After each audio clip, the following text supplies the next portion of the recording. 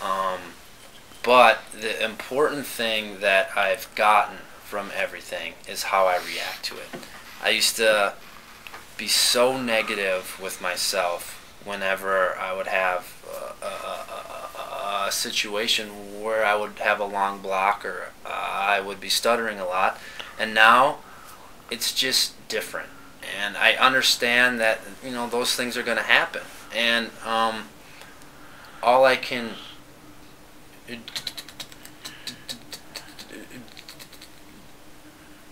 do is, Man, he still has the good eye contact. Oh, wow. Yes, he does. just keep moving forward and realize that, that these struggles are going to continue, and I can't judge myself so seriously, and have a positive attitude about it. This is an important point, though, because it's kind of, I know the research says that intensive programs in general produce better results than the non-intensive ones. So I'm in favor of that. But what the intensive programs, what they struggle with is this big deal of relapse. And that's not a matter of if, it's a matter of when.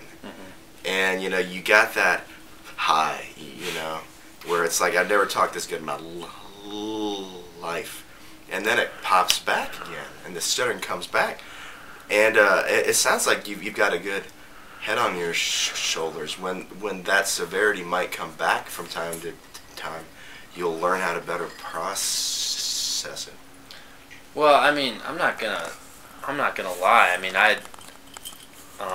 let's see, how long's it been since the? About 3 months. About 3 months, and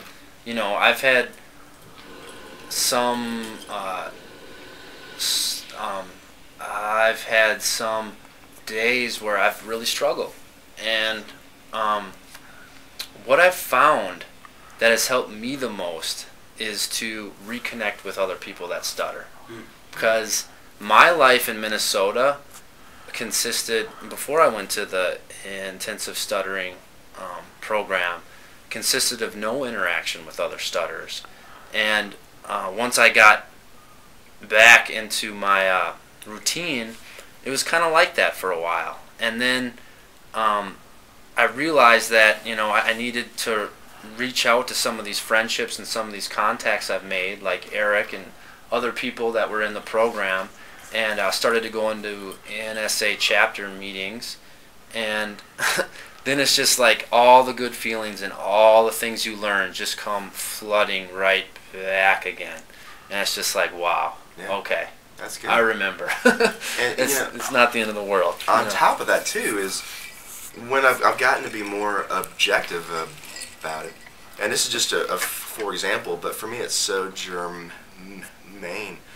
Some days I'll be talking really good, and my classes might not be so good. Some days I'll be stuttering pretty severely, or as Peter would say, what? Well. I'll be stuttering often and quite well. Yeah. And my classes are fantastic. So it's like my class quality is independent of my stuttering severity. So I mean, it's almost like at some point you reach the realization of, regardless of how I'm stuttering, it seems to be independent of my job performance. And I mean, for me, that was just a big realization of how odd is that. Well, I think that mirrors an activity we actually do in our intensive program, where we actually have a whole activity where we take all the clients and we say, on a whiteboard, and say, throw out some words that tell you, give me one word that defines a good communicator. And people start throwing out all these words, and very rarely does anything come up about fluency. Oh yeah, absolutely. And we'll get a list of, I mean, between 10 and 30 or 40 or 50 different words that define a good communicator. And then at the end we point out that, wow, there's not a word about fluency here. Yeah, that's true. You can be all these things and stutter, mildly or severely, and still be a fantastic communicator. That's true.